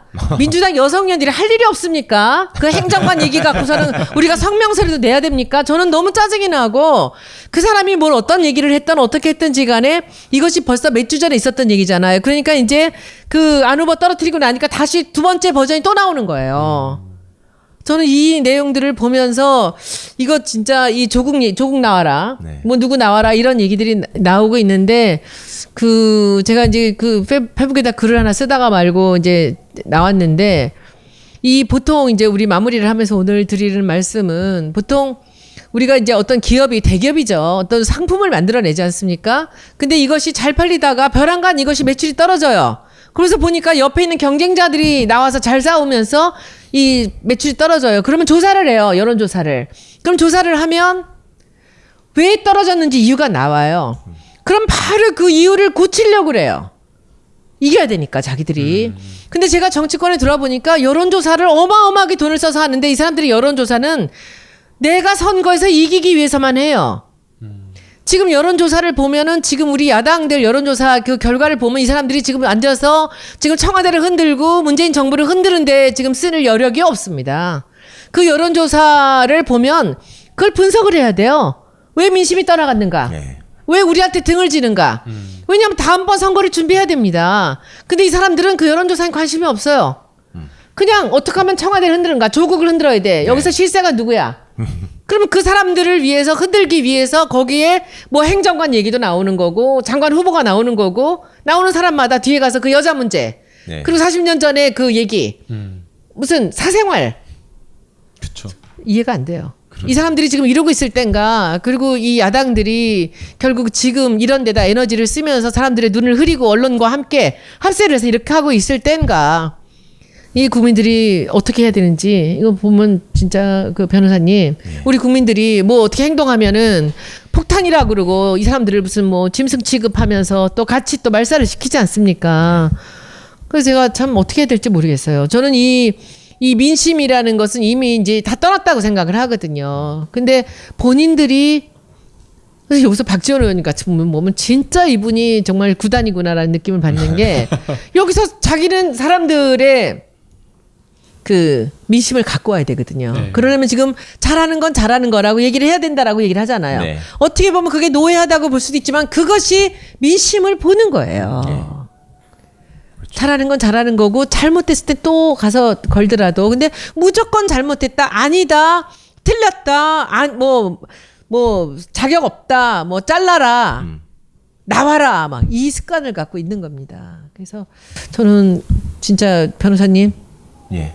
어떻게 해야 되는지 국민들이 그러니까 변호사님도 한 말씀 해주시고 오늘 방송 끝내죠. 네네. 이 권력을 가진 사람들이 지금 시민을 무시해온 역사가 여태까지 계속되고 있고 그러니까 과거에도 우리가 정권은 바꿨을지 몰라도 다른 권력들은 하나도 바꾼 게 없지 않느냐라는 말씀을 이제 우리 유시민 선생이 하시면서 뭐 어용지식인 말씀도 하고 그랬는데 저는 뭐 그 정도까지 갈 필요는 없을지 몰라도 일단 시민 여러분들께서 권력기관에 쫄지 마시라. 라는 말씀을 꼭 드리고 싶고요. 그 권력기관에 쫄지 않도록 하는 작업을 지금 이 정부가 만들어가고 있다. 그런 점에 대해서 우리가 최대한의 성원을 보내줘야 될 것 같고 그 다음에 그 중간중간에 드러나고 있는 어떤 그 사소한 잘못들이 있을 수 있습니다. 그런 그 잘못들에 대해서도 정말로 과거하고 비교해서 냉정하게 한번 판단해달라는 거죠. 그러니까 위장전입이라는 말 한마디에 그냥 모든 것을 규정하고 그렇게 속지 마시고 그런 것도 본질이 무엇인지 우리가 한번 생각해보자. 그런 말씀을 꼭 좀 드리고 싶고 그다음에 이제 정부가 완성되고 움직여가는 과정들을 보면서 우리 국민들이 그 과거에 정부에 바랬던 그런 모습들대로 이게 움직여지지 않는 모습이 있다면 과감한 의견을 제시하고 질타를 해야 되는 것도 있지만 잘하고 있는 거를 방해하는 사람이 있으면 그것도 절대 용납해서는 안 된다. 그 사람들한테 그 이제 제일 앞장서서 분탕질을 칠 게 결국 정치인들인데 그 사람들이 제일 두려워하는 게 너는 다음에 선거 나오면 넌 무조건 안 된다. 그러니까 예를 들어서 국민의당이 저기에서 뭐 발목 잡고 할 때도 다음 지방선거 때 너를 호남에서 지워버리겠다 막 이런 표현을 썼잖아요. 그러니까 그런 것들이 실제로 잘못했을 때 그게 현실화될 수 있다라는 그런 의지들을 계속 표명을 해주시면 결국 이 사람들도 제자리로 돌아올 수밖에 없다. 그러니까 주권자로서의 어떤 그 힘에 대한 자신감을 가지고 한번 저희가 같이 힘을 합쳐 보시자고요. 예. 네. 변호사님. 네, 이번에 안경환 후보자를 놓고 국민들이 굉장히 조금 갈등을 했던 것 같아요. 안경환 후보자를 감싸야 되느냐 아니면 비판해야 되느냐 그런 굉장한 고민과 갈등을 했는데 그 후보자에 대한 어떤 문제가 있다 아니면 정권이 잘못한 거 있다라고 한다면 그 비판하는 거 저희는 지지자로서 당연할 수 있다라고 생각이 됩니다. 다만 그럼에도 불구하고 우리가 만든 정권이 문재인 정권이기 때문에 문재인 대통령에 대한 그리고 우리 이 문재인 정부가 잘 돼야 된다라는 어떤 그런 하나의 마음으로 정말 똘똘 뭉쳐가지고 방어할 건 방어하고 지금 뭐 안경환 후보자에 대한 어떤 문제 지적이나 이런 것들 보면 너무나 의혹투성이기 때문에 이런 부분에 대해서는 또 비판을 하고 또뭐 정부에 대해서 잘못한 건 잘못하되 또 그래도 저희가 또 지지하는 정권으로서는 또 따뜻한 비판을 좀 하는 게 필요하다라는 생각이 듭니다. 네. 이제 오늘 네 번째 이야기를 마무리하면서 이제 지난번에 강경화 장관을 임명을 하면서 그 문재인 대통령이 했던 말씀을 다시 한번 여러분들께 드리고 싶습니다. 실력으로 보여주십시오. 뭐 그 이상이 뭐가 있겠습니까? 우리가 실력으로 보여주면서 국민 여러분들이 용기를 잃지 않고 계속 일 잘하는 사람들한테 힘을 실어 주시는 모습을 보여주신다면 아마도 좀 어려움은 있지만 우리가 이것을 헤쳐나갈 수 있지 않을까라고 생각을 하며 오늘 네 번째 방송을 마칩니다. 네, 감사합니다. 네, 금요일에 또 뵙겠습니다. 네, 고맙습니다. 감사합니다.